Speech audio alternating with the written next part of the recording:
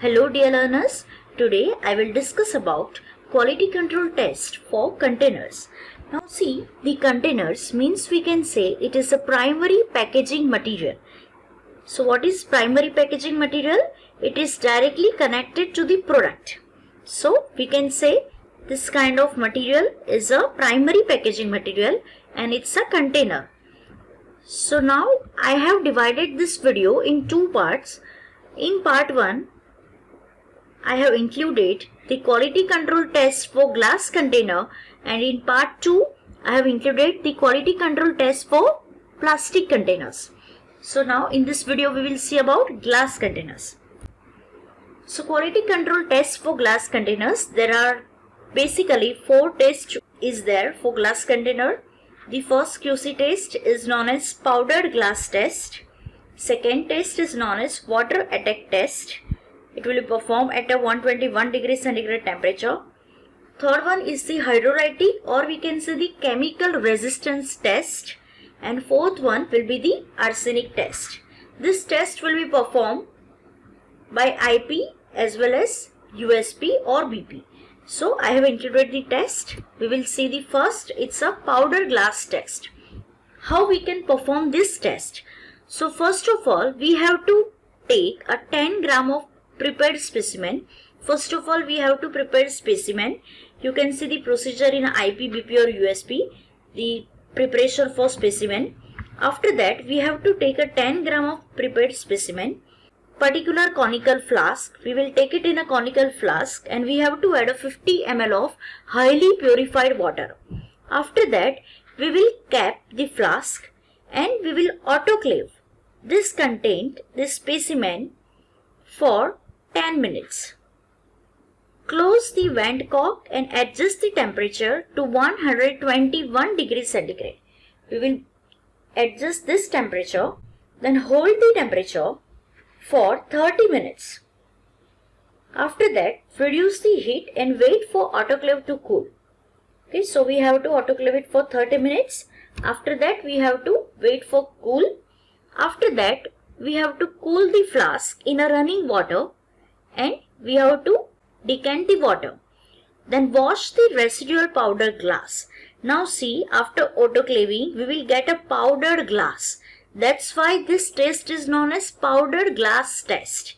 Okay, what we have to do? We have to take a glass, okay, and we have to make a powder of it. Okay, powdered glass test means the residue of powdered glass will be there. 4 times we have to wash it with a 15 ml of high purity water. After that, we have to add the decant washing to main portion and we will add a 5 drops of methyl red into this solution.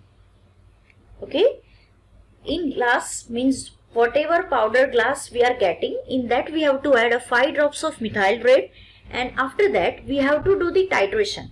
We have to titrate this content with 0.02 normal sulfuric acid and we have to record the volume. So what will be our result? Our volume doesn't exceed that indicated in a table for the type of glass concerned. See, this is the different glass. As we know, there are 4 type of glass. Description of glass, there are 4 type of glass. As we know, it's a highly resistant, we can say borosilicate glass. So we can see that type 1, type 3 and this glass we can get a powder glass test, and for type 2 glass there will be a water attack test we have to perform. Now these are the results. So this is the limit of ml of 0.02 normal acid. It's a 1 ml. Here it will consume 0.7, 0.2 ml. For soda lime it's 8.5 ml and 15. So it should be the limit of this.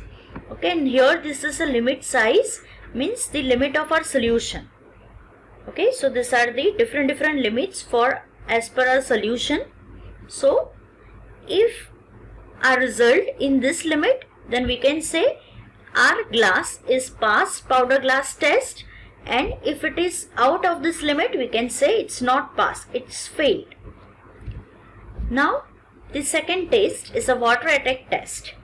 For water attack test, we have to rinse 3 or more containers twice with a high purity water. After that, we have to fill each container to 90% of its overall capacity. Okay, we have to fill each container with a 90% of its overall capacity. Then we have to proceed it as per the powder glass test. Then cap all the flask, autoclave. Here the time is 60 minutes. Okay, here we have to autoclave it for 60 minutes and empty the contents and pull in a 250 ml conical flask.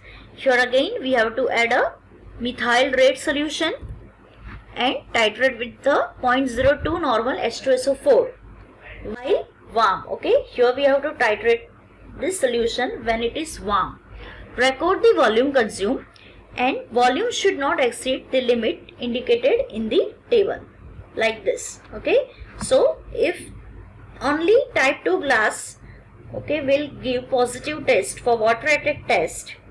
Okay, so we have to perform it to identify this, right? So this is the limit. If our volume is 100 or less, the limit is 0.7, and if it is over 100, the limit is 0.2. Now we will see the next test, the hydrolytic resistance, or we can say the chemical resistance test.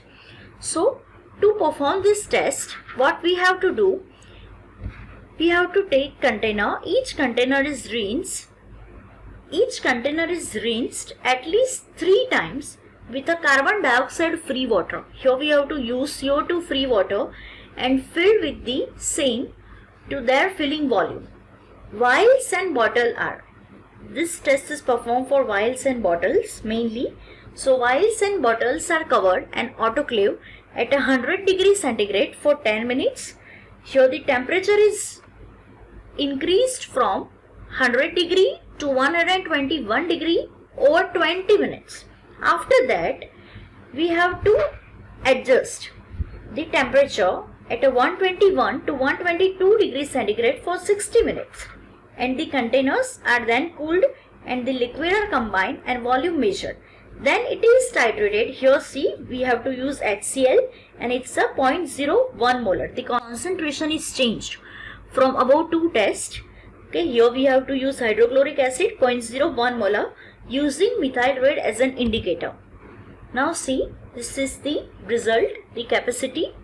So the capacity of container, okay, and volume of hydrochloric acid per 100 ml of test solution. So if it's a type 1 or type 2 glass and type 3 glass, see this test, this hydrolytic resistant test is generally to distinguish type 3 glass from type 1 or type 2 glass. So these are the result for type 1 or type 2 glass, and this is the result for type 3 glass. So if we want to distinguish our type of glass is a type 1 or type 3, type 2 or type 3, we have to perform this test. So these are the result. When it will be not more than 1, there will be a 2 ml for type 1 or type 2 glass and 20 ml for type 3 glass. Okay, as like this is the limit. So generally this test we have to use to distinguish type 1 and type 2 glass from type 3 glass. Now the next test is arsenic test. So generally, see, arsenic test is performed for ampoules. So we have to perform this test for ampoules mainly. So what we have to do, we have to carry out first the ampoule. We have to carry out the ampoules and the inner and outer surfaces of which are washed. Okay, we have to wash the ampoules freshly with a freshly distilled water and prepare a test solution as described in a test for hydrolytic resistant. Okay, as per above test, we have to prepare a test solution for ampoules to produce 50 ml. And we have to add 10 ml of nitric acid into it and evaporate to dryness on a water bath. After that, we have to evaporate this solution on a water bath. After evaporation, we have to dry the residue. Whatever residue we are getting, that we have to dry in an oven at a 130 degrees centigrade for 30 minutes. After that, we have to cool the residue and add to the residue 10 ml of hydrazine molybdate reagent. We have to add hydrazine molybdate reagent into it, swirl to dissolve and heat under reflux on a water bath for 20 minutes. Then we have to cool again at room temperature. After that we have to determine the absorbance of resulting solution. Means we have to take UV at the maximum at about 840 nanometer. Okay, in a visible range we have to measure it using 10 ml of hydrogen molybdenate reagent as a blank. So the absorbance of test solution does not exceed. What is the limit when we can say our glass is passed the arsenic test? When the absorbance of a test solution does not exceed the absorbance obtained by repeating of determination using 0.1 ml of arsenic standard solution in place of test. Means what? If our standard solution giving absorbance of 0.723, okay, say for example, then our test will be not exceed than it. Okay, it should be less than 0.723. So this is all about arsenic test.